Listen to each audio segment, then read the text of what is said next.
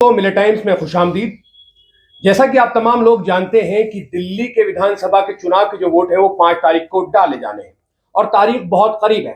तमाम लोग जो है वो अपने चुनाव प्रचार प्रसार में लग रहे हैं, लेकिन ओखला विधानसभा की सीट ऐसी सीट है जहां पर तमाम पार्टियां अपने बड़े बड़े नेताओं को बुलाकर चुनाव प्रचार करा रही हैं। और ओखला में एक बात और कही जा रही है कि बाहर के लोग भी आकर चुनाव प्रचार कर रहे हैं। अब अगर मजलिस इत्तेहादुल मुस्लिमीन की बात की जाए तो असदुद्दीन ओवैसी ने दिल्ली विधानसभा में पहले इरादा किया था कि वो 10 सीटों पर जो है अपने कैंडिडेट उतारेंगे, लेकिन एंड ऑफ द डे उन्होंने डिसाइड किया कि इस 2 ही कैंडिडेट जो है हम एक मुस्तफाबाद से और एक ओखला से शिफाउर रहमान को उतार रहे हैं। मेरे साथ जिस शख्स को आप फ्रेम में देख रहे हैं इनका नाम अमजदुल्ला खान साहब है, जो मजलिस बचाओ तहरीक के स्पोक पर्सन है और हैदराबाद से आए हुए हैं। और मैं जानने की कोशिश करूंगा कि वो चुनाव की जो सुगबुगाहट है क्या हैदराबाद तक पहुंच चुकी है, वो अपने आप आए हैं या फिर उनको अमानतुल्लाह खान साहब ने यहाँ पर बुलाया। सबसे पहले यहीं से शुरुआत करूंगा सर, क्योंकि अमानतुल्लाह साहब जो है वो 10 साल से विधायक है ओखला विधानसभा के, तो आप उनके बुलावे पे आए हैं या आप खुद इंटरेस्ट लेकर यहाँ तक पहुंचे हैं? सबसे पहले तो मिल्लत टाइम्स को मुबारकबाद। बहुत बहुत शुक्रिया। और 9 साल का जो अरसा है आप लोगों का जो गुजरा है कि I am also one of the part and parcel. हम भी अपने आप को आपका एक सहयोगी समझते हैं जी। और आपके शम्स तबरेज़ खान साहब जो जिद्दोजहद कर रहे हैं और आप लोग जो जिद्दोजहद कर रहे हैं, इन तमाम को मुबारकबाद, आपके नाजरीन को मुबारकबाद। बहुत बहुत शुक्रिया। मेरे और अमानतुल्लाह खान साहब के पिछले 20 साल से ताल्लुकात है हमारे जी। और तो हमारा दिल्ली जब भी आना जाना होता था, कॉमन दोस्त थे उनके, हमारे डॉक्टर जर्रार रज़वी जो अलीगढ़ मुस्लिम यूनिवर्सिटी के हैं वो भी, और जामे मिलिया में भी उन बहुत आना जाना था।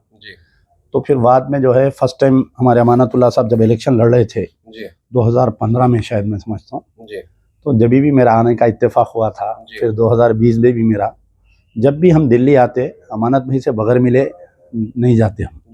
और जब भी अमानत भाई हैदराबाद आते मेरे ही मेहमान रहते, मेरे ही घर में रुकते उन्होंने। ठीक है। हम भी वहाँ पर उनको 2-3 जलसों में अलग अलग इश्यूज़ पे बुलाए थे उनको।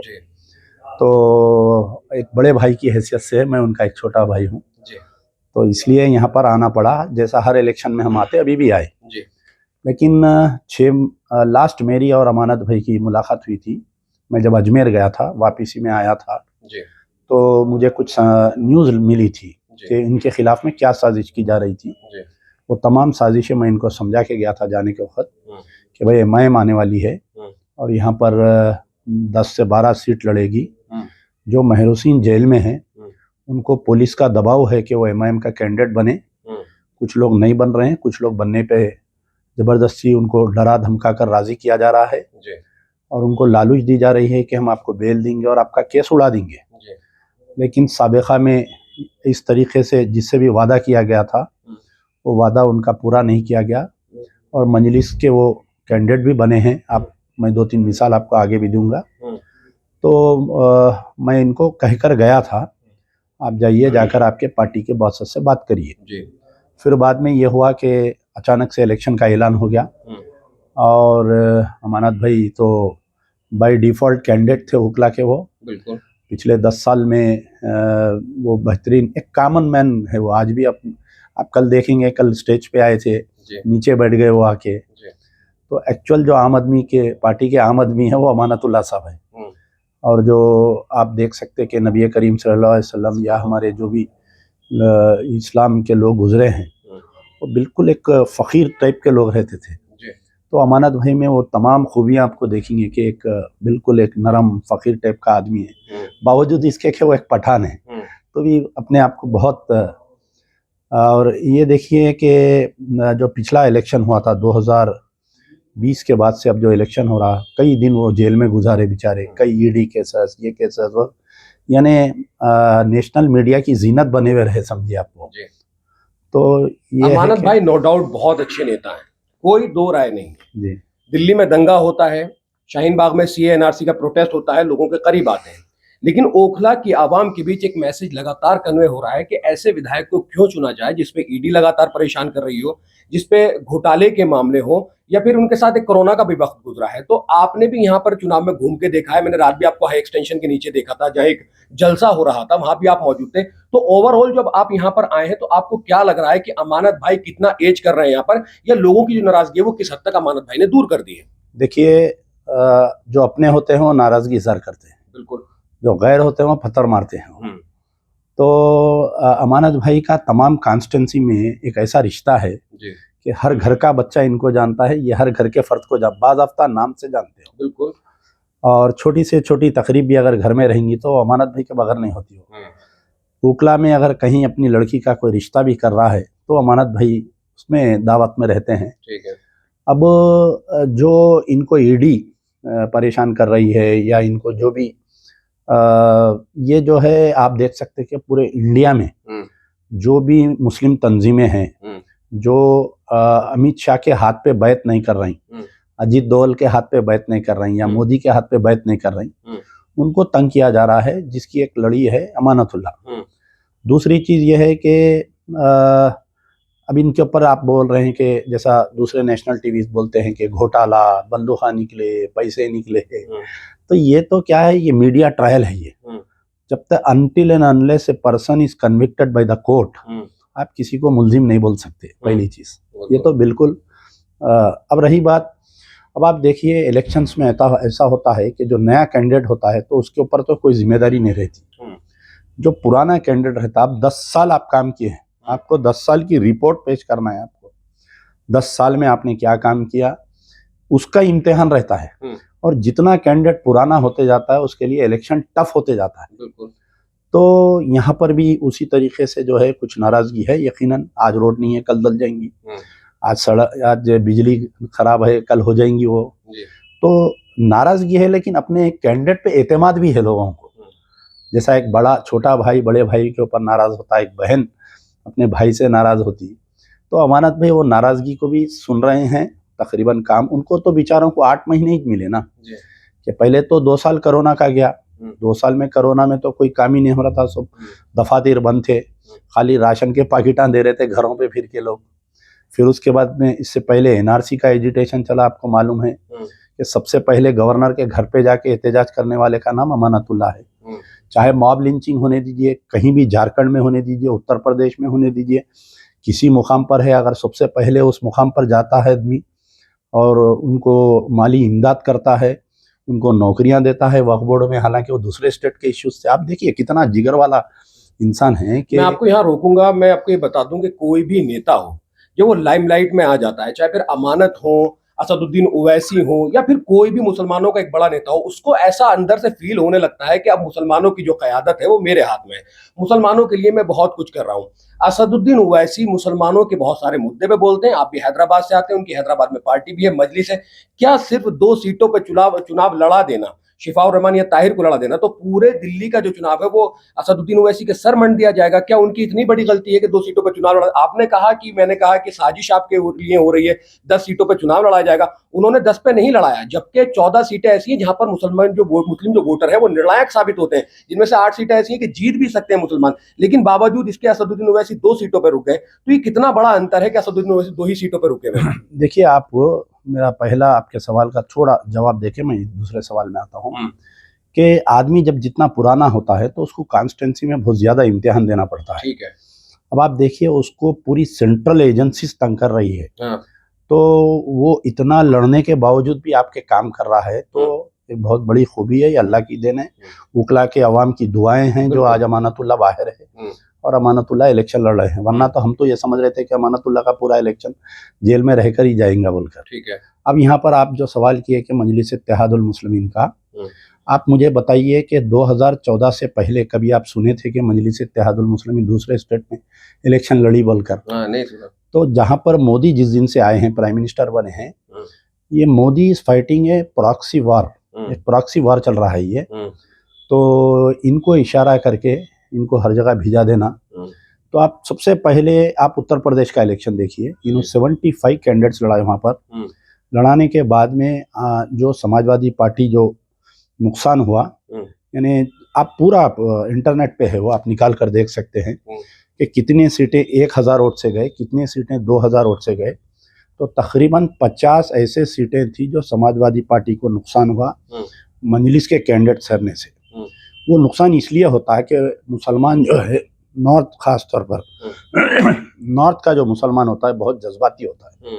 वो शेरवानी, टोपी, दाढ़ी, हरा झंडा, औज़ुबिल्लाहि मिनश शैतानिर रजीम, ला इलाहा इल्लल्लाह, तेरा मेरा रिश्ता क्या, तो ये साबिक़ में आप इस्लाम की तारीख़ में भी देखेंगे कि ऐसे लोग कई है जो जज्बात से इस्तेमाल किए, तो उत्तर प्रदेश में नुकसान हुआ।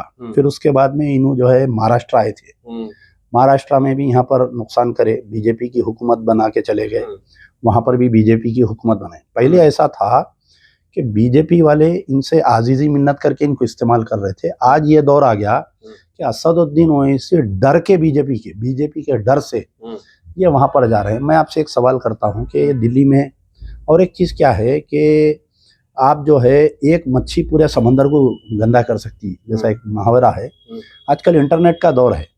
मैं हैदराबाद में बैठ के अगर कोई गैर मुस्लिम के ताल्लुक से या कोई भगवानों के ताल्लुक से अगर मैं बयान दे दूं तो वो आजकल पूरा फैलता। अभी इलेक्शन में उसका फ़ायदा होता। मैं एक मुस्लिम नेता होते हुए, अल्लाह ताला कुरान में सूरह निसा में फरमाया कि तुम किसी के दूसरे मजहब के खुदाओं के बारे में मत लफ्ज़-कुशाई करो बोल के। ठीक है। आप और एक बात मुझे ये बोलिए, क्या अकबरुद्दीन ओवैसी की जो स्पीच थी, हेट स्पीच 2013 में जो हुई थी, उससे पहले क्या आपके नबी करीम सल्लल्लाहु अलैहि वसल्लम की शान में कोई गुस्ताखी करा था क्या? बताइए आप।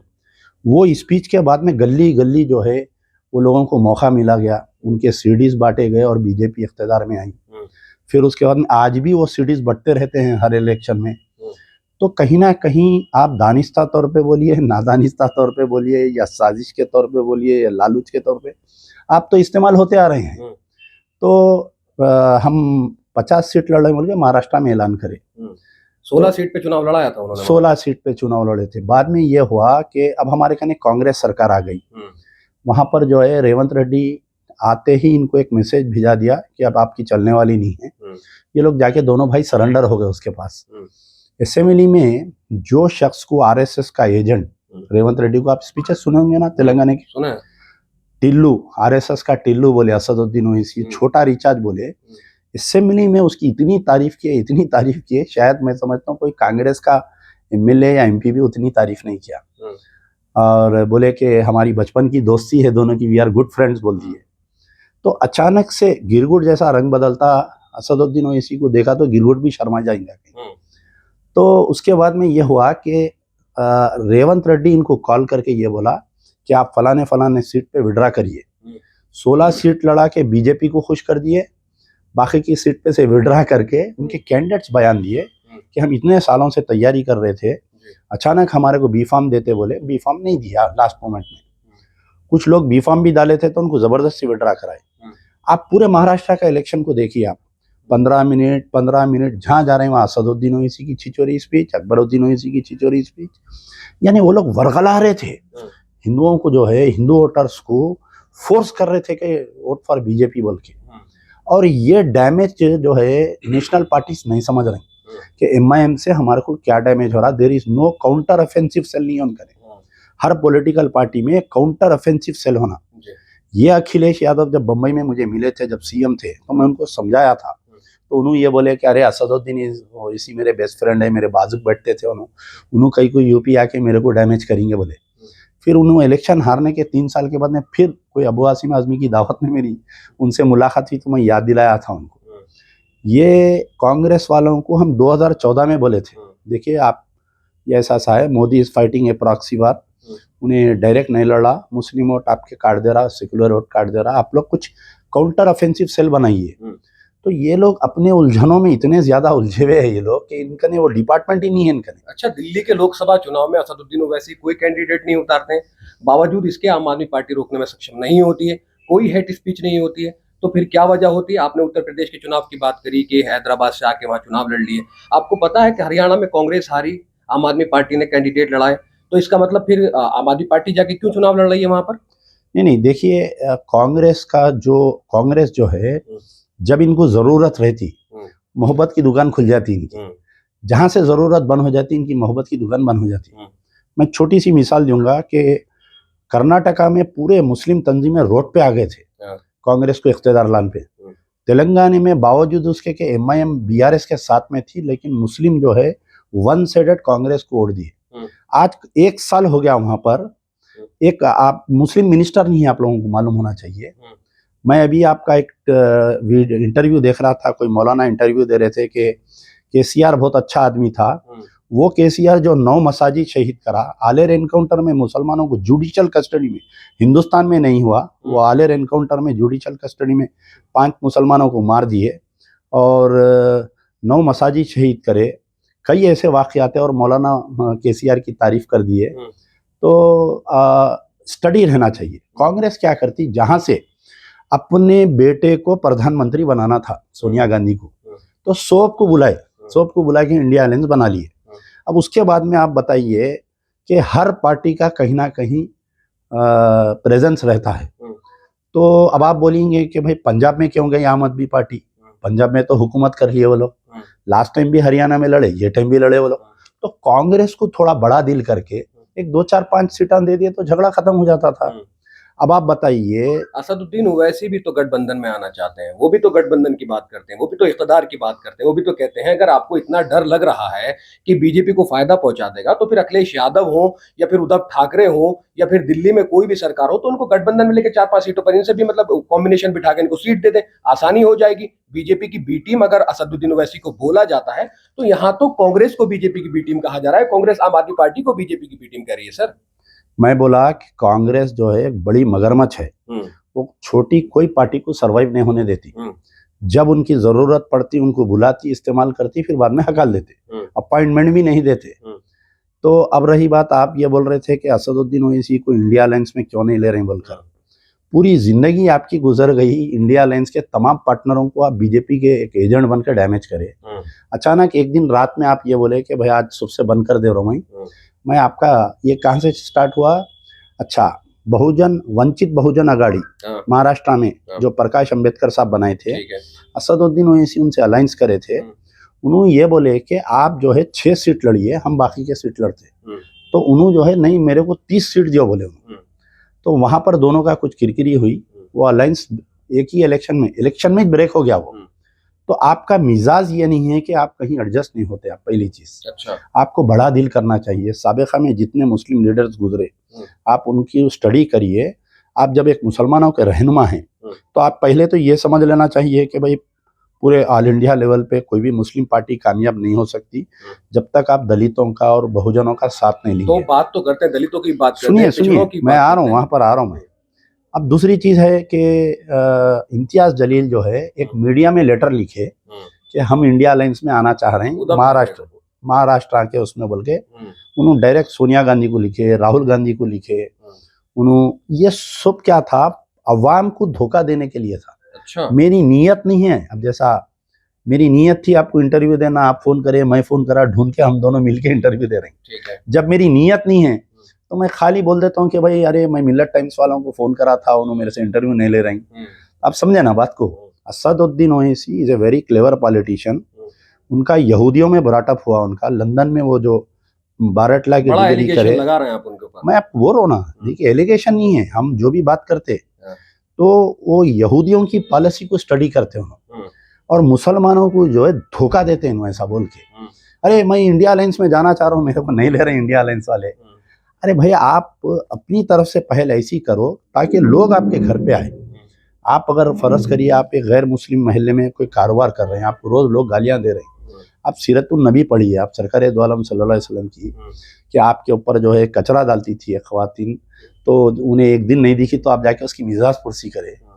आप उनको डैमेज करके पूरा डैमेज करें। जब वो लोग डैमेज नहीं हुए, वो लोग पावर में आ गए, अचानक आप बोल रहे हैं मैं आपके साथ आ जाता हूँ। अब यही कांग्रेस के चीफ मिनिस्टर को आरएसएस का टिल्लू बोले, इसको छोटा रिचार्ज बोले, अचानक जाके उसके गोद में बैठ गए। जब तेलंगाना तहरीक चल रही थी हमारे कने, खास तौर पे सुनिए आप, 2002 से लेके 2012 में या 13 में तेलंगाना अलग हुआ, एक दिन भी असदुद्दीन ओवैसी तेलंगाना तहरीक में हिस्सा नहीं लिए। यही बोलते रहे कि जो भी मुसलमान जा रहे हैं वो बीजेपी के एजेंट है। खुद हम जो तेलंगाना की तायद कर रहे थे वो दिनों में, तो हमारे पे एलिगेशन लगाए कि बीजेपी के एजेंट है ये लोग। बाज़ाफ्ता आलिमों को लगा दिए कि तुम फतवा दे दो कि कोई मुसलमान तेलंगाना में नहीं जाना बोल के। तेलंगाना जिस दिन अलग हुआ, केसीआर साहब सीएम बने, सबसे पहले जाके मुबारकबाद देने वाले 2 भाई थे। तो इनका जो इनकी गुफ्तगू रहती, वेरी कैलकुलेटेड बात करते हैं। जो आप बता रहा हूँ कि यानी उन वही चैनल को इंटरव्यू देते जो पूरा सवाल लिख के भेजते हैं। पहले ये पूछना है तो आओ मेरे कने, इंडिया टीवी कुछ देते, एएनआई कुछ देते, जो pro BJP RSS minded channels है। अब आप देखिए, एक छोटी सर की बात है कि आरएसएस का जो चीफ था मोहन भागवत, ये बोला कि जिसको एक बयान आया था उनका कि भारत माता की जय जो नहीं बोलेंगा उन्हें हिंदुस्तान में नहीं रहना। ठीक है, कौन है कि बोल दिया, बयान दे दिया, खत्म नहीं। इमीडिएट 2 या 3 मिनट में असदुद्दीन ओवैसी नेशनल चैनल पे आ गए, मेरे गले पे अगर छुरी भी रखेंगे तो मैं भारत माता की जय नहीं बोलूंगा बोलिए। तो आप बताइए, वो कंट्रोवर्सी हुई, यानी उनका बयान आने से पहले इनको इन्फॉर्मेशन रहती क्या हम ये बयान दे रहे हैं, तुम ये बयान दियो बोल के। स्टोरी राइटर एक है अलग। फिर आप और एक 2-3 ऐसे चीजें देखेंगे कि आलेर में इनकाउंटर में 5 मुसलमानों को जुडिशियल कस्टडी में मारे, और उसी टाइम पे जो है भोपाल में, मध्य प्रदेश में जेल से भागे बोल के तकरीबन 6-7 जनों का इनकाउंटर हुआ। वो इनकाउंटर यानी ये शेषाचलम का इनकाउंटर, ये आलेर इनकाउंटर और भोपाल इनकाउंटर एक साथ हुए थे। ये तो असदुद्दीन ओवैसी अचानक से एनडीटीवी पे आ गए, बिल्कुल 7 या 10 मिनट में। He speaking only against that encounter. जहां पर आप बीआरएस गवर्नमेंट के साथ में हैं, आलेर एनकाउंटर के ऊपर आप जिक्र नहीं कर रहे हैं। आप किस बात की कर रहे हैं? जहां पर कांग्रेस गवर्नमेंट थी, जहां पर एनकाउंटर हुए, उसी के खिलाफ में बोल रहे हैं आप। तो उनका जो भी बातचीत रहती, उनका जो बोलना रहता, उनका मिलना रहता, वेरी कैलकुलेटेड रहता वो। और कहीं ना कहीं उन्होंने जो है बीजेपी को फायदा पहुंचे वैसा, हिंदू वोट एक हो वैसा, उनके मास्टर्स को खुश करने की गुफ्तगू करते। असदुद्दीन ओवैसी मुसलमानों के तमाम बड़े मुद्दों पर आवाज उठाते हैं, आप भी देखते हैं। सीए हो, एनआरसी हो, यूसीसी हो, कुछ भी हो, लेकिन तमाम बड़े मुद्दों पर आवाज उठाते हैं। मुझे पर्सनली ऐसा महसूस होता है कि जो कुछ मैं सोच सकता हूँ वो असदुद्दीन अल्फाजों में बोल के चले जाते हैं, और वो तमाम आवाज जो है पूरे हिंदुस्तान में जाती है। उसको कैसे देखते हैं? और एक सवाल मैं यहाँ पर ये लूंगा, आप भी हैदराबाद से आते हैं, असदुद्दीन ओवैसी साहब आते हैं, अगर इतनी खराबी है तो आवाम इतना प्यार क्यों करती है? 2.5 से 3 लाख 4 लाख वोटों से वो वहां से जीत के आते हैं असेंबली में, कैसे? देखिए, सबसे पहले तो एक आप जब एमआईएम के भक्तों से बहस करेंगे तो एक बोलते हैं कि कोई एमपी बिल फाड़ा क्या, असद ओवैसी एनआरसी का बिल फाड़ा। आप मुझे ये बोलिए, मैं भी 10 साल कारपोरेटर रहा, हम भी कई बजट जब पेश होता तो हम भी फाड़ते। यानी एक वो है, तरीका है प्रोटेस्ट का। असेंबली में मेरे वालिद भी 40 साल असेंबली में, 30 साल असेंबली में रहे, कई बिलों को फाड़े, तो पार्लियामेंट में भी फाड़े होंगे बिल को। इट्स ए एक्ट है एक आप प्रोटेस्ट करने का। तो अब उसको मुद्दा बना के ये बोलते कि भाई कोई देश में बिल फाड़ा क्या, बताओ, देखो असद ओवैसी बिल फाड़ा। आप बताइए, बिल फाड़ने से क्या वो कानून पास होने से रुक गया क्या? बताइए आप। उन्होंने तो अपना काम कर रहे हैं, जो भी करना है।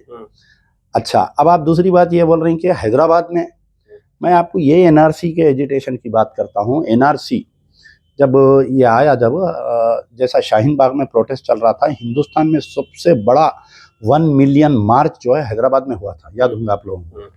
उसके ऑर्गेनाइजर हमारे मुश्ताक मलिक साहब थे, मैं था और दूसरे पार्टियां भी थे उसमें। तो पहले तो हमारा परमिशन कैंसिल कराई। अच्छा। बीआरएस गवर्नमेंट है वहां पर, एमआईएम इज विद बीआरएस, और बीआरएस के चीफ बोल रहे हैं मैं भी एनआरसी के खिलाफ में हूँ, असदुद्दीन ओवैसी भी बोल रहे हैं मैं एनआरसी के खिलाफ में हूँ। और हमारा ही नहीं, सारे जितने प्रोटेस्ट हो रहे थे वहां पर सबको अरेस्ट कराए। ऐसा वुमेन प्रोटेस्ट हमारे कहीं भी हुआ, उनको उठा के लेके जाके जेलों में डाल दिए बच्चियों को। अब हम लोग क्या करें, कोर्ट जाके ऑर्डर लाए। कोर्ट जाके ऑर्डर लाए तो उस वक्त के हमारे कमिश्नर अंजनी कुमार साहब थे, ऑर्गेनाइजर्स के ऊपर 140 केसेस बुक करे। आप बताइए कि असदुद्दीन ओवैसी की बगैर मर्जी के इतने केस बुक हुए, बताइए आप। ये कमिश्नर अगर बटन दबाए तो उसका ट्रांसफर हो जाता है। इन्हों आप पावर में साथ में 7 एमएलए आपकी पार्टी में, ये जो बच्चे जुलूस निकाल रहे थे तो कहीं स्टॉप पे रुकते देखिए आप, तो वहां के सीसीटीवी कैमरे से उनके नंबर निकाल के सारे लोगों पे 120 to 130 केसेस, ऑल केसेस में ऑर्गेनाइजर मुश्ताक मलिक साहब को A1 बनाए उसमें। तो ये किसकी निगरानी में हुआ ये? ठीक है, जिस दिन 1 मिलियन मार्च हो रहा, इन्हों क्या करे, आखिरी में कुछ भी बर्दाश्त नहीं हुआ तो हैदराबाद से एक 50 किलोमीटर दूर पे इन्हों अपना एजिटेशन लगा दिए ताकि लोगों को उधर डाइवर्ट करना बोल के। अब आप बोल रहे हैं कि हैदराबाद का चुनाव होता, तो मैं आपको दावत दे रहा हूँ कि आपके कई नेशनल टीवी चैनल आए थे वहां पर। हैदराबाद में चुनाव नहीं होता, इलेक्शन नहीं होता, वहाँ सिलेक्शन होता वहां पर। अच्छा। आप देखिए, सबसे पहले तो हैदराबाद के 7 हल्के जो है उसके अंदर जो है कई lakh duplicate, multiple, bogus voters है वहां पर। अच्छा। यानी दूसरे रियासतों के, दूसरे गांवों के, डिस्ट्रिक्टों के वोटर हैदराबाद में है। हम ये बात बोल रहे नहीं है।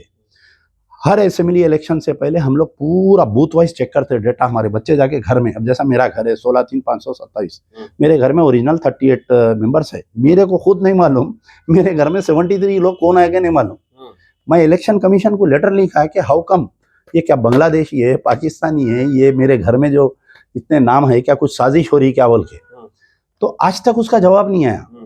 तो ऐसा हम लोग सर्वे किए, एक घर में जो है शीशे का कारखाना है वहां पर मौला के चिल्ले में, वो बंद हो गया 5-6 साल हो गया, 150 वोट है उसमें, 180 वोट है। तो हम जो है ये पूरा डाटा निकाल के उसको ऑडियो में, उसको CD में उसमें डाल के, हमारा पहला जिम्मेदारी रहती जो डिस्ट्रिक्ट इलेक्शन अथॉरिटी रहता, डिस्ट्रिक्ट इलेक्शन ऑफिसर जो GHMC कमिश्नर है उसको देते। हम 1 महीना खामोश बैठते, नहीं हुआ तो उस स्टेट के चीफ इलेक्टोरल ऑफिसर को देते, फिर हम जाके जो है चीफ इलेक्शन कमिश्नर को देते। ये हमारा 2002 से चलते आ रहा किस्सा है। इतना लंबे समय चलने के बाद भी उसके बावजूद काम नहीं हुआ तो हम हाई कोर्ट जाते, हाई कोर्ट फिर हम सुप्रीम कोर्ट जाते, इस दरमियान में इलेक्शन हो जाता और वो पूरे बोगस। फिर हम इलेक्शन होने के बाद में भी खामोश नहीं बैठते। अब जैसा आप बाहर है, आप हमारे 100% आदमी हैं, आपका वोट कास्ट हो जाता, तो हम RTA में पूछते कि भाई इनका वोट कास्ट हुआ क्या, हमारा जवाब आता यस, तो हम उनका पासपोर्ट मंगा के, वो पासपोर्ट लगा के कि भाई ये शख्स, उनका एक एफिडेविट मंगा के chief electoral officer election commission को, ऐसे सैकड़ों कंप्लेंट, मर गए सवालों के नाम है, घर खाली हो गए सवालों के नाम है, NRI वोट डाल के कास्ट करते। तो हैदराबाद का पार्लियामेंट इलेक्शन जो है 6 महीने पहले से प्लान होता है, असेंबली और पार्लियामेंट।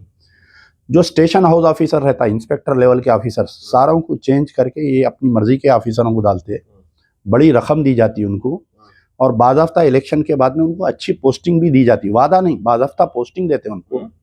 बल्दिया क्या है, GHMC, ये लोग चाहे कांग्रेस रहो या BRS रहो, ये लोग उसमें पार्ट एंड पार्सल है रूलिंग में। तो बल्दिया के तमाम ऑफिसर्स, इलेक्शन कमीशन नहीं कराता, इलेक्शन करवाते बल्दिया के ऑफिसर्स। और उस दिन क्या होता, जैसा ही इलेक्शन का ऐलान होता, अब हमारे साथ पुलिस का अरेंजमेंट, MIM वर्सेस MBT जाके इलेक्शन जो है MBT वर्सेस पुलिस हो जाता सारे। अब आप देखिए, मैं लास्ट टाइम इलेक्शन लड़ा याकूतपुरा असेंबली कॉन्स्टिट्यूंसी, मैं पहली बार जहां पर कारपोरेटर लड़ा, पूरा मेरा वार्ड काट दिए थे। खैर कैसा है कि अल्लाह में जिताया, हम 5 साल थे, वो मेरा फर्स्ट वार्ड रिजर्व कर दिए, तो हम बाजू के वार्ड से लड़े, आजमपुरे से, वो भी हम जीते, फिर 5 साल करे तो उसको रिजर्व करा दिए, तो फिर हम तीसरी जगह से लड़े। अल्लाह ताला परसों मौका दिया तो हम याकूतपुरा असेंबली कॉन्स्टिट्यूंसी से लड़े, सिर्फ 800 वोट से मैं हारा इलेक्शन। अब मैं, आप सुनिए, हिंदुस्तान में कहीं कैंडिडेट को गिरफ्तार कर लेते, हमारे हर इलेक्शन में हमारे को पुलिस गिरफ्तार कर लेती।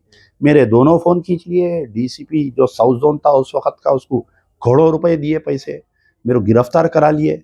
मैं जब गिरफ्तार हुआ, हमारे कमिश्नर ऑफ पुलिस को फोन करा, तो किसने गिरफ्तार किया यार, तेरे को बोल रहे हैं, और क्यों गिरफ्तार किया पूछ रहे हैं मेरे को। मैं बोला लो साहब ये फलाना ऑफिसर, बोल, तो ऑफिसर उठा के कमिश्नर का फोन फेंक दिया।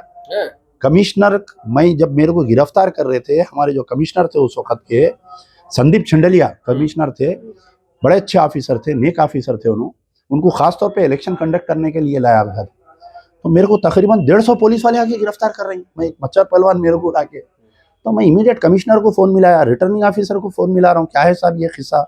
कमिश्नर बोला कि किसने गिरफ्तार किया तुम्हारे को, मैं फ़ोन दे रहा हूँ ऑफिसर को, वो इंस्पेक्टर रैन बाजार और टास्क फोर्स इंस्पेक्टर को, लो तुम्हारे कमिश्नर बात करें, ऐसा फ़ोन लेके फेंक दिया मेरा फ़ोन। वो फ़ोन ही चले गया, आज तक नहीं मिला मेरे को, कहाँ गुम गया कि। फिर मैं दूसरे फ़ोन से मिलाया कमिश्नर को, उन्होंने बोला नाम बोल यार वो कौन है बोल के, मेरे को पकड़ के लेके जाके 4 घंटे बंद कर दिए, मेरे फोना खींच लिए, मेरे ड्राइवर को इतनी बुरी तरीके से मारे पुलिस वाले, मेरे पोलिंग बूथों पे जो बच्चे बैठे थे बाला पकड़ के निकाल के पुलिस वाले मार रहे हैं। कश्मीर में जैसा इलेक्शन होता उससे बदतर इलेक्शन होता हमारे घर में, हैदराबाद में। लॉ एंड ऑर्डर का तो कोई वैल्यूज नहीं है वहां पर।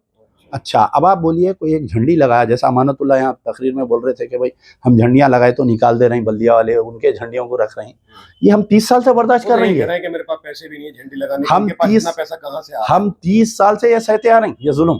आप समझे ना मेरी बात को। कई लोग जो सोशल मीडिया पे आके कमेंट ना करते कि तू एक कारपोरेटर नहीं है, अरे मैं 2 बार कारपोरेटर हूँ। जितने लोग आके जो कमेंट कर रहे हैं सोशल मीडिया पे, चाहे वो बीजेपी का IT सेल बोलिए, MIM का IT सेल बोलिए, जो भी है, ये लोग, अब आप मेरा इंटरव्यू डालिए, आपको एक 3000 एंटी कमेंट्स आ जाते हैं आपको। तो बहरहाल हमारा बोलने का मतलब ये है कि हैदराबाद में इलेक्शन नहीं होता, सिलेक्शन होता, वहाँ पर पहले से डिसाइडेड रहता कौन किसको जिताना, कहाँ से कौन जीतना बोल के। और कल तक कांग्रेस पावर में थी तो इन्हों कांग्रेस के साथ थे, आज बीजेपी पावर में तो बीजेपी के साथ है।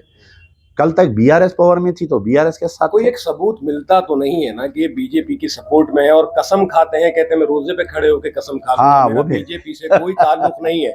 जब शाहीन बाग में, आइए हाँ, नहीं इस बात को ध्यान रखिए, मैं सवाल कराया आपसे कि रोजे पे खड़े होकर कसम खा लेते हैं, जब शाहीन बाग में जनता को संबोधित करते हैं तो कहते हैं कि मैं अपनी बात नहीं कर रहा, मैं हिस्सेदारी की बात कर रहा हूँ, आप में से कोई खड़ा हो जो मैं आपके पीछे चलने के लिए तैयार हूँ। देखिए सुनिए साहब, ये कसम खाने का ड्रामा तो पुराना है। ये पहले तो मैं समझता हूँ कि कुरान में ऐसा कोई जिक्र नहीं है कि कोई कसम खाना जरूरी है बोलकर, या पहली चीज ये जामे मिलिया फेटर्निटी आज जो एमआईएम के कैंडिडेट को सपोर्ट कर रही कुछ, यही जामे मिलिया फेटर्निटी जो है, जब बाबरी मस्जिद शहीद हुई थी, शहादत के बाद में जामे मिलिया के सामने और सलाउद्दीन ओवैसी के वालिद जब जिंदा थे वहाँ पर और दिल्ली के मुख्तलिफ मुकामात पर एक कटआउट लगाए थे। आप इसका जर्नलिस्ट शुड बी है, रिसर्च जर्नलिस्ट, तो एक बड़ा कटआउट लगाए थे जिसके अंदर जो है पीवी नरसिम्हा राव एक शेरवानी में नोटा डाल रहा बोल के ऑल इंडिया बाबरी मस्जिद एक्शन कमेटी के सदर पे इल्जाम लगाया था। पूरे ये कटआउट्स कौन लगाए थे? जामे मिलिया वाले ही लगाए थे। ये फेटर्निटी जो उस वक्त पे बाबरी मस्जिद की शहादत के बाद में बहुत ज्यादा एजिटेशन करे वो लोग। खैर उसके बाद में ये हुआ कि 96 में सुल्तान सलाहुद्दीन ओवैसी साहब मिंबर रसूल पे ठहर के कुरान रख के सर पे कसम खा के बोले कि पहले बोले कि मैं बाबरी मस्जिद में सौदा नहीं किया, फिर दूसरी बात ये बोले कि मैं मेरी सियासी जिंदगी में 1 रुपया किसी का नहीं खाया। आप बताइए, जो शख्स किराए के मकान में था, सुल्तान सलाहुद्दीन ओवैसी, मरते दम तक वो बेचारे हैदरगुड़े में नवाब मंजिल बोल के घर था, बेगम मंजिल, कोई एक नवाब कोई एक लेडी का था, 30 साल केस लड़े वो घर पे, उन्होंने किराएदार मकानदार का झगड़ा चला, वो बेचारी मर गई, उसके बेटों से बाद में खरीदे। ये जो आदमी किराए के घर में था, आज उसकी औलाद, आज असदुद्दीन ओवैसी का घर जाके देखिए, पूरे तेलंगाना में ऐसा शानो शौकत का घर नहीं है, कम से कम 500 करोड़ का घर है वो। अकबरुद्दीन ओवैसी का घर देखिए, उनकी घड़ी देखिए, उनका जूता देखिए, उनकी गाड़ी देखिए, ही इज ए बिलियनर। तो मैं आपसे सवाल कर रहा हूँ कि आप इन्वेस्टिगेट करिए कि ये पैसा आ रहा कहाँ से, ये क्यों? देखिए आप आज राजनीति से अलग बिजनेस नहीं होते हैं लोग, अगर कोई राजनीति में होता है तो उसके अलावा बिजनेस भी होते हैं, और मैं पूछ रहा हूँ ना साहब, चीजों का हिसाब दिया जाता है। हाँ। तो चुनाव में पर्चा भरा जाता है, वो सारी जो संपत्ति है वो बताई जाती है, तभी तो चुनाव में आया जाता है। सुनिए आप तो बहुत अच्छी तरीके से जानते हैं। मैं आपको क्या बोल रहा हूँ, असदुद्दीन ओवैसी पहला चुनाव लड़े 2004 में, आप नेट पे जाइए, उनका एफिडेविट निकालिए, कितने पैसे थे, कितने वो थे। फिर दूसरा चुनाव उन्होंने 2009 में लड़े, 14 में लड़े, फिर 2019 में, ऐसा उनके पूरे एफिडेविट्स निकालिए, निकाल के आप देखिए ना साहब। हम उसके ऊपर भी दिए कंप्लेंट, हम बोले कि भाई एक आदमी 2004 में इतने पैसे बता रहा, 2009 में इसका इतनी जायदाद बता रहा, फिर 2000 ना ईडी। अब आप देखिए, थोड़ा सा का मैं आपको बैकग्राउंड में जाता हूँ कि आज हिंदुस्तान के हर मुसलमानों के पीछे ईडी है, सीबीआई है, किसी के भी पीछे, मैं समझता हूँ आपके एडिटर साहब को भी दुनिया का तंग करे ये लोग। मिलत टाइम्स के जो एडिटर है, हम देख रहे थे, उनके स्पीचेस वगैरह सुन रहे थे। तो आप बताइए, असदुद्दीन ओवैसी के ऊपर 70B का भी चालान है क्या, बताइए आप। अच्छा, आज जो सिक्योरिटी, खुद असदुद्दीन ओवैसी पार्लियामेंट में बोले मैं अल्लाह पे भरोसा करता हूँ, मैं कोई सिक्योरिटी नहीं लेता हूँ बोले। तो आप एक बात, एक आदमी जब पार्लियामेंट में बोल रहा मैं सिक्योरिटी, कल मैं देखा यहाँ शाहीन बाग में दौरा कर रहे थे, पूरे रस्सियां पकड़ ली, अंदर कोई नहीं आना, एक 100 पुलिस वाले इनको घेरे हुए हैं। तो आवाम जज्बाती हो जाती है। असदुद्दीन ओवैसी जैसा चेहरा यहाँ पर आ रहा है तो मुसलमान उनको देखेंगे, जज्बाती हो जाते हैं, उनसे चिपटने के लिए तैयार रहते हैं। तो वो तो एक प्रोटोकॉल करना पड़ता है ना। नहीं, प्रोटोकॉल नहीं है वो, आप नहीं समझ रहे मेरी बात को। वो ये बता रही कि तुम्हारा नेता ही नहीं है, कोई दूसरा नहीं है। आप समझ रहे ना मेरी बात को। जब बाबरी मस्जिद का मूवमेंट चल रहा था, जब सिर्फ 2 या 3 चैनल थे, एक दूरदर्शन था, एक स्टार न्यूज और एक कौन सा की चैनल था, वो सिर्फ सलाउद्दीन ओवैसी को बताते थे। बाबरी मस्जिद के मूवमेंट से बड़े बड़े लोग रिलेटेड किसी को नहीं बताते थे। तुम्हारा बीजेपी, चाहे कांग्रेस, चाहे आरएसएस, ये लोग एक मुसलमान नेता बनाते जो इनको साथ देता, जो काम। तो आपका कहने वाला इन लोगों ने संघर्ष नहीं किया। अकबरुद्दीन ओवैसी की गोलियां लग जाती हैं, असदुद्दीन ओवैसी की गाड़ी पे गोली चल जाती है, सर वो चीजें तो आपने देखी है ना, वो मौत के मुंह से निकल के आते हैं। तो इन लोगों ने भी संघर्ष तो किया है ना। सुनिए, अकबरुद्दीन ओवैसी पे हमला क्यों हुआ था, या वो झगड़ा था, वो किस बात का झगड़ा था बोलिए? क्या अकबरुद्दीन ओवैसी जिहाद पे जा रहे थे क्या फलस्तीन को, या अकबरुद्दीन ओवैसी कश्मीर को जिहाद को जा रहे थे क्या? एक आदमी जो खानदानी पहलवान है, उन्हें उसकी जमीन है, आप नाजायज उसको गवर्नमेंट लैंड बोल दिए, पहले बोले मेरे को दे बोले, उन्हें नहीं देता हूँ बोला। 7 भाइयों की जमीन है साहब, मैं नहीं दे सकता बोला। फिर उनको एक अच्छा ऑफर आया था, खान लतीफ़ खान जो मुंसिफ के एडिटर थे, उन्होंने एक मेडिकल कॉलेज डाल रहे थे, तो उन्होंने सीएम के करीब थे राजशेखर रेड्डी के, उनको परमिशन मिलने के इम्कान थे, तो उनको ज़मीन बताना था, 100 एकड़ ज़मीन बताना था। तो उन्होंने ये पहलवानों से मीटिंग लेके बोले आप लोग बोर्ड के डायरेक्टर बन जाइए, मैं ये ज़मीन दे देता हूँ। एक तो इनको ज़मीन नहीं दिए सो नाराज़गी थी, फिर दूसरा मेरे मुखालिफ को देखे मेरे एरिया में मेडिकल कॉलेज डाल रहे हैं तुम, लिहाजा अब मैं बताता हूँ बोल के दोनों भाइयों लेटरान लिखे गवर्नमेंट लैंड बोल के 5 साल उनको परेशान करे। उनके होटल तोड़ दिए, उनका मकाना तोड़ दे रहे हैं, उनके पूरे प्रॉपर्टीज को डैमेज कर दिए, जैसा आज योगी कर रहा, ये वैसा हुआ उन लोगों के साथ में।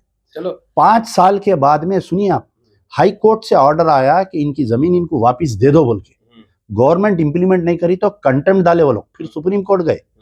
तो अब उस दिन उनका पदयात्रा था एरिया में, उनके घर पे जाते जाते यूं बता लेते जा रहे हैं आप, तो कौन खामोश बैठता बताइए आप, अरब जात है वो, नहीं सुने, एक कमोशन है वो, हमला अटैक कुछ नहीं हो। अब उसको आप जो है ऐसा रंग दिए उसको कि आपको Z+ सिक्योरिटी, आपको आपके भाई को। अच्छा यूपी में क्या है वाकया सुनिए आप, वो जो मारा बोल रहे हैं, टायर पे गोली मार रहा उन्हें, मारने वाला शीशे पे मारता था गोली, टायर पे कहीं को गोली मारता बोलिए। टायर पे खिड़की पे गोली लगी है, हड़बड़ाहट में नहीं, आप एक इन्वेस्टिगेशन जर्नलिस्ट है, आप ऐसी बात मत करिए। वो गोली मारने से पहले उन्हें किसके साथ होटल में वहां बैठा हुआ है, वो हिंदी मिलाप अखबार कोई छापा पूरी स्टोरी, और उनके टायर पे गोली लगी है। वो क्योंकि यूपी इलेक्शन में योगी हार रहा था, तो मुसलमान जो है MIM को वोट देना बोल के पूरा स्टेज मैनेज था वो। अच्छा, आप जरा समझिए बात को, पूरा स्टेज मैनेज था वो।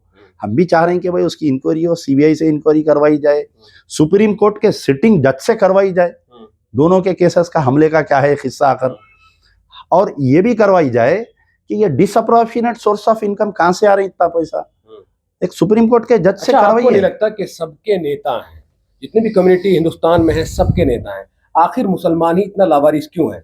राहुल गांधी की बात करो तो मुसलमानों को अल्पसंख्यक कहा जाता है, मुसलमान नाम लेने से भी डरते हैं तमाम नेता, लेकिन मुसलमान फिर भी उधर ही जाकर कन्वर्ट कर। तो क्या मुसलमानों का कोई नेता होना जरूरी है या नहीं है, और है हो तो कौन है? देखिए, सबसे पहले तो मेरी नजर में Rahul Gandhi is not a leader. आप जो है राहुल गांधी से 10 मिनट बैठ के बात नहीं कर सकते आप। मैं उनको उनके पूरे एक्शंस पे कई चीज देखा हूँ कि उनके मिजाज में ठहराव नहीं है, उनकी सोच में ठहराव नहीं है। आजकल उनके अतराफ में पूरी RSS लॉबी है, उनको ये बोल रही कि अगर आप वर्ड मुस्लिम यूज करेंगे तो आपको जो है कांग्रेस को वोट नहीं मिलते, जबकि एक बड़ा तबका जो है कांग्रेस के साथ रहा 50 साल तक, कांग्रेस को कई बार कई वाकयात होने के बाद में जिताया। तो आज राहुल गांधी का माइंड जो उनको पूरा एक रॉबर्ट की तरह काम करते हैं, उनको रिमोट लेके भगा रहे हैं उनको। अब रही बात मुस्लिम नेता की, आप देखिए कि हिंदुस्तान में साबिका में कई बड़े लोग गुजरे, बन्नत वाला इतना बड़ा लीडर था, उसके बाद में आपके शहाबुद्दीन बेचारे, उनका बहुत सारे लीडर निकले। लेकिन आप अक्सर देखिए कि आप जो है लीडर को थोप नहीं सकते, लीडर को एक्सेप्टेंस होना कम्युनिटी से। आप समझ रहे ना मेरी बात को? आप जब लीडर बनना चाह रहे हैं तो सबसे पहले आप, आपके घर में कोई मुखालिफत है तो उसको आप जाके गले मिलना। आप जो है शहर में कोई आपकी मुखालिफत कर रहा तो भाई आओ मैं इंडिया का लीडर बन रहा हूँ, उससे आप मुखालिफत दूर करना। आप जाहिद अली खान को गालियां देंगे, सियासत के एडिटर को, आप आमिर अली खान को गालियां देंगे, मरहूम खान लतीफ़ खान को गालियां देंगे, आप जो है वखार पाशा जो मरहूम मर गए रहनुमाए दक्कन के, एक तवील तारीख है ना भाई ये लोगों की खिदमत के, आप उनको गालियां देंगे और आप आके दिल्ली में बोलेंगे कि मैं मुसलमानों का लीडर बनना चाह रहा हूँ। अरे भाई हाल ही बोलिए ना, अगर असदुद्दीन ओवैसी में इतनी काबिल, कभी नहीं बोलते कि मुसलमानों का लीडर हूँ, आवाम उनके पीछे आती है, फैन फॉलोइंग बढ़ रही है, क्योंकि वो जो कुछ कर रहे हैं कहीं ना कहीं मुसलमानों को ऐसा लग रहा है कि अब मुसलमानों की जो आवाज है वो कहीं ना कहीं असदुद्दीन ओवैसी है। रिसेंटली महाराष्ट्र इलेक्शन में एक बहुत बड़े आलिम मौलाना सज्जाद नोमानी साहब जो है एक अपना सर्वे दिए थे, उन्होंने किसी को वोट दियो बोल के नहीं बोले थे। उनका क्या था कि बीजेपी नहीं आना पावर में, उन्होंने ग्राउंड रियलिटीज में कुछ एक कैंडिडेट असदुद्दीन ओवैसी की भाषा सुने आप औरंगाबाद के जलसे में, सुना कितनी बुरी बात है बोलिए आप। एक आलिम जो है, हमारे जो आलिम, ये लोग हिंदुस्तान की आज़ादी में इन लोगों का क्या रोल रहा है, मुफ्तियों का, आलिमों का, मौलानाओं का, बताइए आप। आज आप उनके बेटे की उम्र के भी नहीं है, आप इनसे छोटे बेटे होंगे, बड़े बेटे। तो एक इतने बड़े आलिम को जो ऑल ओवर इंडिया नहीं पूरे पैसिफिक एशिया में माना जाता है, ठीक है, उनसे अगर कोई गलती हुई होगी आप फ़ोन करना था, मौलाना मैं हाजिर होना चाह रहा हूँ आपके ने। अब मैं भी इलेक्शन लड़ा, जमात इस्लामी मेरी मुखालिफत करे, मैं जाके दफ्तर में बाद में मिला उनसे, अफसोस करे वो लोग, अरे भैया हमसे गलती हो गई। तो अगर कोई आदमी गलती कर रहा तो आपका बड़प्पन रहना कि आप जाके उससे मिलना, बात करना, कराना। आप अमानतुल्लाह का नहीं आए यहाँ पर, आपका एमएलए क्या बोल रहा, एक मुसलमान, उसका एक पक्का मुसलमान तहज्जुद गुजार आदमी अमानतुल्लाह, आप उसको बोल रहे हैं शक्ति कपूर है, इन्हें बोल रहे हैं। आप बताइए कितनी बुरी बात, किधर आप कौम को लेके जा रहे हैं बताइए, कि अल्लाह कितना, लोग कितना बुरा मान रहे हैं बताइए। अगर अमानतुल्लाह को कुछ थोड़ी बहुत मुखालिफत भी थी ना, इन लोगों के तकरीरों से सिंपति में बदल गई। ये लोग जो एक्शंस कर रहे हैं ना यहाँ पर आके, तो सिंपति में बदल। अच्छा, इन्हीं के करने से जो है वो सिंपति या सब कुछ होता है, या फिर अभी आपने मौलाना सज्जाद नोमानी साहब की बात की है, फिर मैं बदरुद्दीन अजमल साहब की बात करूं, इस तरह जब चुनाव आता है वो कह रहे हैं कि झाड़ू को वोट दे दो या जो बीजेपी को हराए उसको वोट दे दो, तो क्या इस तरह के जो स्टेटमेंट होते हैं उनसे आपको नहीं लगता है कि कहीं ना कहीं जो अदर वोटर होते हैं वो एक जगह हो जाते हैं? आपको नहीं लगता है ऐसा? नहीं, देखिए आज हिंदुस्तान में तमाम मुस्लिम लीडर्स मजबूर है, कहीं ना उनका शिकंजा जो है अजीत दोवल और अमित शाह के हाथ में है। वहां से बटन दबाते हैं ये लोग, नाचते हैं। आप एक लिस्ट बना लीजिए, मैं आपको एक मिसाल दूंगा। बाबरी मस्जिद की शहादत का ये जो जजमेंट आया था, बाबरी मस्जिद का जजमेंट आने से 6 महीने पहले से तकरीबन तंजीमों के बड़े लोग, जितने भी लोग हैं, सब रोड पे आ गए थे कि हमारे को अदालत का फैसला मंजूर है, हमारे को अदालत का फैसला मंजूर है, हमारे को अदालत का फैसला मंजूर है। मौता में, शादी में, हर जगह ये लोग बोल रहे थे, फिर रहे थे। मेरे को डाउट आया, एक मैं बहुत बड़े उनसे पूछा कि भाई अगर फर्ज करिए फैसला अपने मुखालिफ आया तो आपका क्या राय है, पूछा, आप अभी से बैंड बाजा कहीं को बजा रहे हैं आप बोल के। तो उसके बाद में ये हुआ कि फैसला आया, सो दूसरे दिन अजीत दोवल एक मीटिंग लिए थे, याद है आपको? हिंदुस्तान के सबसे बड़े बड़े तंजीमा पूरे लाइन में ठहरे हुए उनका नहीं। हमारे महादी साहब तो स्टेटमेंट दे दिए, उनका स्टेटमेंट आप देखे होंगे कि राम को लेके जाके कांकी मिला दिए। तो आज जो है ईडी का डर और खौफ, यानी कांग्रेस भी इन लोगों को इस्तेमाल करती थी, आज बीजेपी भी उनको इस्तेमाल हो रही है। तो मुसलमानों को इसमें से छन्नी लेके ऐसा छानना है कि हमारा सही नेता कौन है, हमारा सही लीडर कौन है। और मुसलमान इज वेरी इंटेलेक्चुअल, आज बहुत बड़े बड़े जॉब्स पे है, एमएनसी कंपनियों में ये लोग काम कर रहे हैं। तो आप ऐसा मत समझिए कि आप देखिए तेलंगाना इलेक्शन में पूरी तेलंगाना की मुखालिफत करे असदुद्दीन ओवैसी, 2014 में मुसलमान तेलंगाना का साथ, 2024 में जो है असदुद्दीन ओवैसी बीआरएस की तायद करे, मुसलमान कांग्रेस को वोट दिए। तो अब ये पहला दौर ऐसा था कि कोई जामा मस्जिद से अगर बयान दे देता तो मुसलमान उसको वोट देते, ये नहीं रहा अब। Now there is a challenge to Muslim leadership, now there is a challenge to Muslim. ये लोग अपना मुहासिबा कर लेना का है कि भाई कहीं कौम पकड़ के हमारे को जूते तो नहीं मारेंगी रोड पे बोल के, वो टाइम आएगा, देखिए आप इंशाल्लाह। अच्छा, एक बात और बताइए, रात आप भी वहां पर मौजूद थे हाईकोर्ट के नीचे, अमानतुल्लाह कह रहे थे कि राहुल गांधी जो हैं वो पहली बार ओखला हैं, इतना बड़ा प्रोटेस्ट हो जाता है, 10 बार आप विधायक रहते हैं, लेकिन बावजूद इसके केजरीवाल तो अभी भी नहीं आए हैं, तमाम पार्टियों के बड़े नेता आ रहे हैं, लेकिन केजरीवाल कहीं ना कहीं यहाँ पर अभी तक नहीं आए, क्यों नहीं आए? इसके पीछे की वजह क्या है? देखिए 70 सीट पे इलेक्शन हो रहा है, तो जो पार्टी का जो प्रेसिडेंट रहता ना, जहाँ पर कमजोर कैंडिडेट रहता है वहां पर जाते हैं। अमानतुल्लाह 62 सीटें जीतने के बाद, 67 सीटें जीतने के बाद, एक बार 67 एक बार 62, इतने तगड़े इख्तिदार में, इसका मतलब तो दिल्ली में काम नहीं किया, उनको लग रहा है कि मेरे कैंडिडेट कमजोर है, या उनको भी कहीं ना कहीं इंटरनल ये फील हो रहा है केजरीवाल को कि इस बार सीटें घट रही हैं, तभी तो वो दूसरों के लिए जा रहे हैं। अमानतुल्लाह साहब की अगर ये नाराजगी है, लोगों में नाराजगी है और फ्रस्ट्रेशन ही तो था, वो भी फ्रस्ट्रेशन, वो इतने बड़े 10 साल जिन्होंने काम किया हो, ओखला की आवाम ने जिन्हें सर पे बिठाया हो, तो उनको क्या जरूरत थी बोलने की कि वो आ गया दिल्ली दंगों के वक्त कहाँ था, इसने क्या किया है शिफाउर रहमान के लिए, इसने ताहिर हुसैन के लिए क्या किया है? तो ऐसी लैंग्वेज उनको भी नहीं इस्तेमाल करनी चाहिए थी। नहीं, देखिए मेन चीज़ क्या है कि अमानतुल्लाह को आज के दौर में कोई बड़े लीडर की ज़रूरत नहीं है, अमानतुल्लाह खुद एक लीडर है। सुनिए आप मेरी बात। अब जैसा मैं याकूतपुरे का इलेक्शन लड़ा तो मेरे को भी कई लोग फ़ोन करे, हम आते बोल के, वहाँ पर टाइम ही नहीं रहता पहली चीज़ तो। अब जो पार्टी का प्रेसिडेंट रहता ना, जो पार्टी का सदर रहता, उसको जो है बहुत सारे चीज़ें देखना पड़ता उसको। तो अमानतुल्लाह, अब आज टाइम ये है कि अमानतुल्लाह दूसरे कॉन्स्टिट्यूंसी में जाके आम आदमी पार्टी के जो जैसा प्रचार उनको जाने का टाइम है। Now Amanatullah is a face of आम आदमी पार्टी, आप समझो मेरी बात को। आप अब रही बात, कल उन्होंने जो स्पीच दिए थे कि भाई राहुल गांधी, यकीनन आप मुझे बताइए कि पार्लियामेंट इलेक्शन से लेके महाराष्ट्र इलेक्शन तक आप देखिए कितने वाकयात हुए, क्या राहुल गांधी मुंह खोले क्या बताइए? मॉब लिंचिंग पे नहीं खोलते मुंह, घरां टूट गए तो मुंह नहीं खोलते बुलडोजरों संभल वाला से। मसला हुआ, राहुल गांधी वहां जाने की कोशिश कर रहे थे, पुलिस ने उनको रोक नहीं दिया। वो सब ड्रामा रहता वो।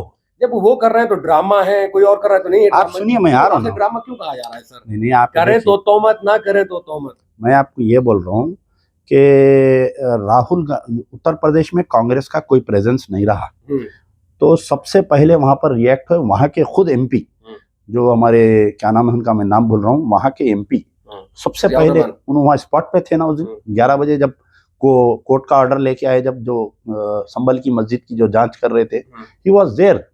फिर बाद में उनको पार्लियामेंट अटेंड करना था, इधर आए, उनको भी केस में डाल दिए। फिर इकरा हसन गए वहां पर।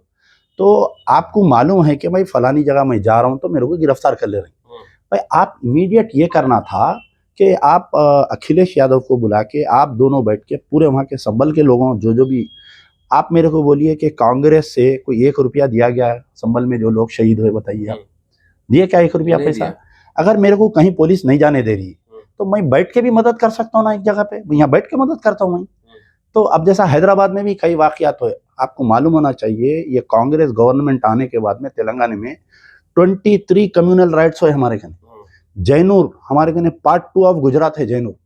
जैनूर में जो फिसाद हुआ, जो आसिफाबाद कोमरभीम डिस्ट्रिक्ट का है, वहां पर जो है आपके तकरीबन 140 दुकान जलाए गए, 104 मसाजिद को डैमेज करे और कई घरों को जलाए, 90 व्हीकल्स को जलाए। आप जैनूर कम्युनल राइट्स देखिए, चेक करिए। आपके एडिटर साहब से मैं बात किया था तो वहाँ का चीफ मिनिस्टर कांग्रेस का है, मुंह नहीं खोलता, उन्हें मुसलमानों के बारे में नहीं बोल रहा।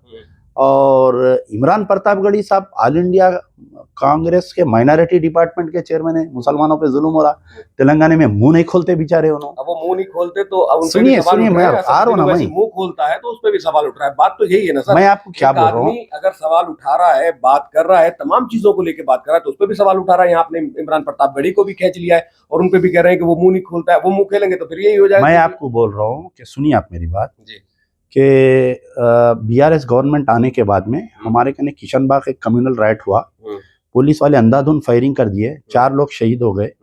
फिर उसके बाद में हमारे कने जो एक मुस्तफाउद्दीन किलिंग हुआ, जो आर्मी गैरिसन में बच्चा पत्ता तोड़ने गया था, आर्मी वाले उसके साथ बदफेली करे, उन्हें डाइंग डिक्लेरेशन दिया उन्हें कि फलाने लोग करे। आज की तारीख तक उनको इंसाफ नहीं मिला। आलेर एनकाउंटर में 5 मुसलमान शहीद हो गए, आज तक उनको इंसाफ नहीं मिला। तो सबसे पहले मैं घर में चिराग लगाना, बाद में मस्जिद में चिराग लगाना।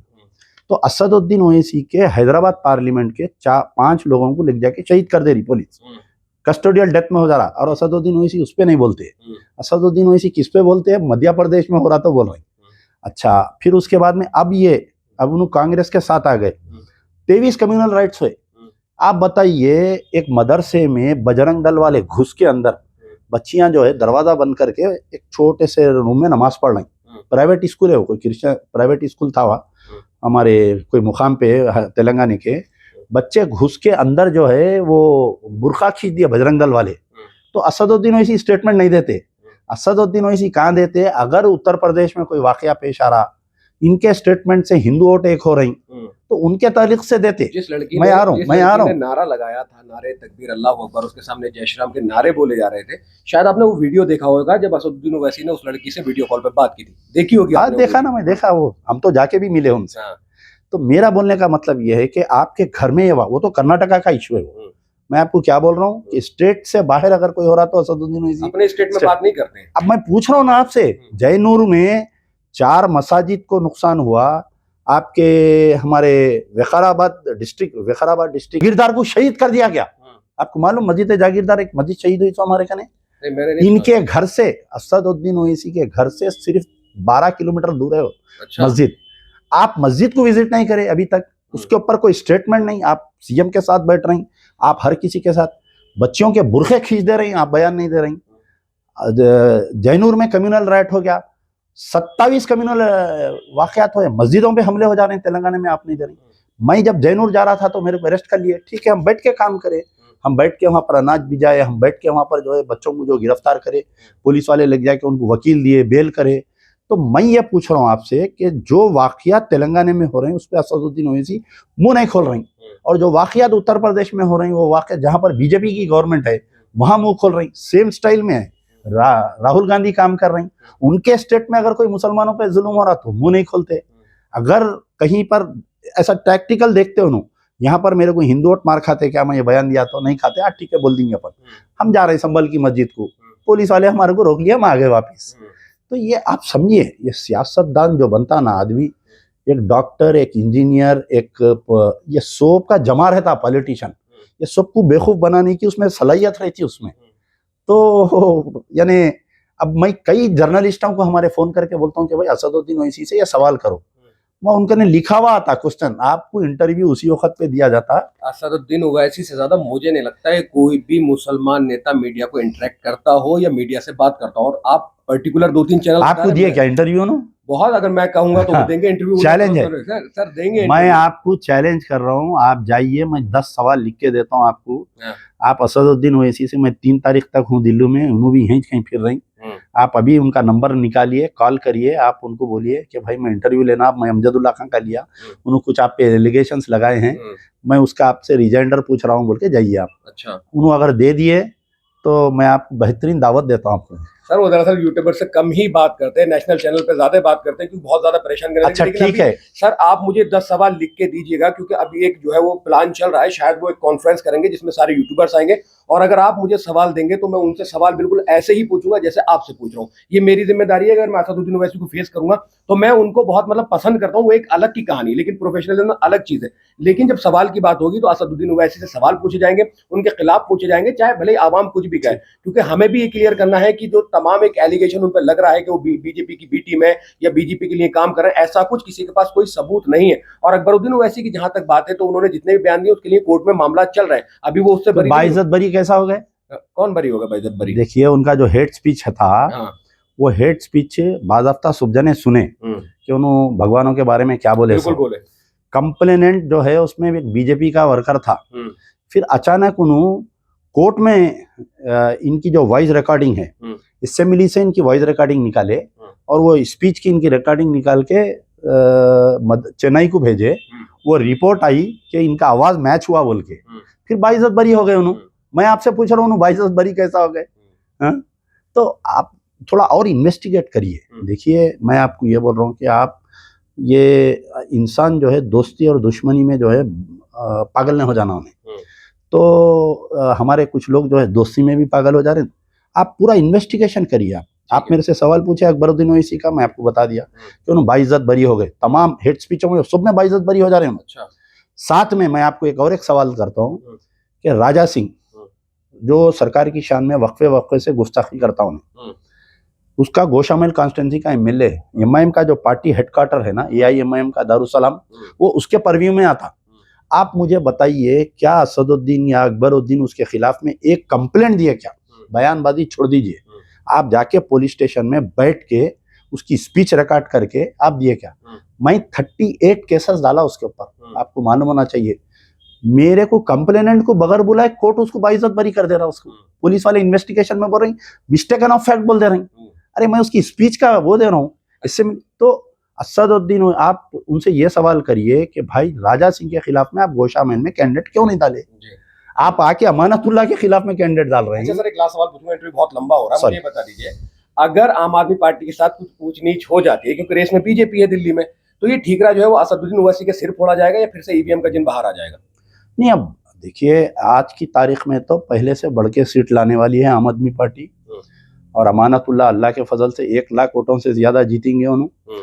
और ये सब यहाँ की आवाम का मैं मिजाज जान लिया हूँ। मैं बहुत ही पूरे जितने जो डिस्ट्रिक्ट वाइज है, यानी जो उत्तर प्रदेश में गाँव से है, जो कबीले है, जो है, हम मैं सब से बात कर रहा हूँ, मैं मुतमईन हूँ। हम नहीं चाह रहे हैं कि बीजेपी आना, हमारा एक ही तड़प है कि बीजेपी नहीं आना। अब बाद में क्या आम आदमी पार्टी आती है, आम आदमी पार्टी कांग्रेस मिलके भी गवर्नमेंट बना सकते हैं। असदुद्दीन ओवैसी साहब की भी है कि बीजेपी ना है, वो अलग बात है कि आपको ऐसा लगता है कि उनके बोलने से बीजेपी को फायदा हो रहा है। अगर आपको तड़प है ना, अभी भी टाइम है, आप इमीडिएट कैंडिडेट विड्रा करो। आप जहां पर आम आदमी पार्टी का candidate neck to neck BJP से लड़ रहा, जहां पर कांग्रेस वोट काट रही, वहां पर आप जाके वहां पर ये बोलो कि भाई सब गलतियां माफ ओखला करो। विधानसभा में नेक टू नेक लड़ाई बीजेपी से नहीं है सर। पिछले चुनाव में 72,000 वोटों से अमानत भाई जीते थे और एक लंबा मार्जिन रहता है, और बीजेपी इतिहास में यहाँ पर कहीं कभी नहीं जीती है। तो ये डर लगातार दिखाना कि बिल्डिंगें टूट जाएंगी, सीवर नहीं काम होगा आपका, तो ये कहीं ना कहीं डर वाली बात है। यहाँ कोई कैसे भी चुनाव लड़ ले, बीजेपी ओखला विधानसभा पर बहुत मुश्किल है कि वो जीत नहीं पाए। नहीं, मैं आ रहा हूँ वहां पर, 5 वार्ड है यहाँ पर, आप सुनिए मेरी बात। जी। तो 3 मुस्लिम कैंडिडेट है, हिंदू एक कैंडिडेट है। हाँ। तो ओवर कॉन्फिडेंस भी नहीं रहना, बिल्कुल नहीं रहना चाहिए। समझिए आप, कैडर को डिमोरलाइज भी नहीं करना, आप ओवर कॉन्फिडेंस भी नहीं रहना, और हकायक पब्लिक में बताना। आज की सूरत अगर वोट डिवाइड हुए, देखिए वोटर किसको वोट डाल रहा ना मेरे को मालूम ना आपको मालूम। वोट का वोट है। 50% of the voter is not decided whom to vote until he goes to the polling station। बिल्कुल। लहर देखता किसकी चल रही है उसको वोट डाल लेके आता हूँ। बिल्कुल। तो ये कुछ भी हो सकता। क्रिकेट में जो है 100 रन मारने वाला 0 पे भी आउट होके आ सकता। क्रिकेट एंड पॉलिटिक्स सेम है। हम आगाह कर रहे हैं। आप देखिए कि जहां पर 80% मुस्लिम से उत्तर प्रदेश में, मैं समझता हूँ वो कहीं की सीट है, वो इस पार्लियामेंट कॉन्स्टिट्यूंसी याद नहीं आ रही, जो रिसेंटली बाई इलेक्शन हुआ, देखिए वहां पर बीजेपी जीत गई। हाँ, वो सीट नाम ध्यान नहीं आ रहा है मुझे उसका। आजमगढ़ है शायद, आजमगढ़ है शायद, संभल के आसपास कहीं वो सीट। तो जहां पर 80% मुसलमान हैं वहां पर बीजेपी जीत गई। तो बीजेपी का जो इलेक्शनरिंग है इनका, यानी उनके कैंडिडेट को ये बोले कि तू दरगाहों पे जा, तू मस्जिदों के बाहर जाके ठहर जा, थोड़े मुस्लिम वोट ले ले, बोले उसको। तो बीजेपी जो है कुछ भी कर सकती है, आप समझिए मेरी बात को। फिर मशीनों के घपले अलग हो रहे हैं, फिर बहुत सारे चीजें हैं। तो हम कौम को आगाह कर रहे हैं कि भाई लम्हों ने की खता तो सदियों ने पाई सजा। आप वो मत करिए गलती, आप जज्बाती तकारीर, जज्बाती नारे इसमें मत आइए। आप आपके घर के आदमी को, जिसने 10 साल आपकी खिदमत की और आपकी खिदमत की वजह से पुलिस उसको तंग कर रही, सेंट्रल गवर्नमेंट तंग कर रही, आज हमारा फर्ज बनता बहैसियत मुसलमान हम उसके बाजू में आके थे। बहुत बहुत शुक्रिया सर मिलर टाइम से बात करने के लिए। तो मैं आप तमाम लोगों को बता दूं कि बहुत लंबी गुफ्तगू जो है हमने की है, बहुत सारे सवाल किए हैं, लेकिन असदुद्दीन ओवैसी से अगर कभी मुलाकात होगी तो मैं सवाल पूछूंगा और उनसे भी ऐसे ही पूछने की कोशिश करूंगा जिस तरह से सर से सवाल किए हैं। एक नई शख्सियत के साथ फिर मुलाकात करेंगे। कैमरा पर्सन तमन्ने के साथ मैं मजहर खान, दिल्ली, मिलर टाइम्स।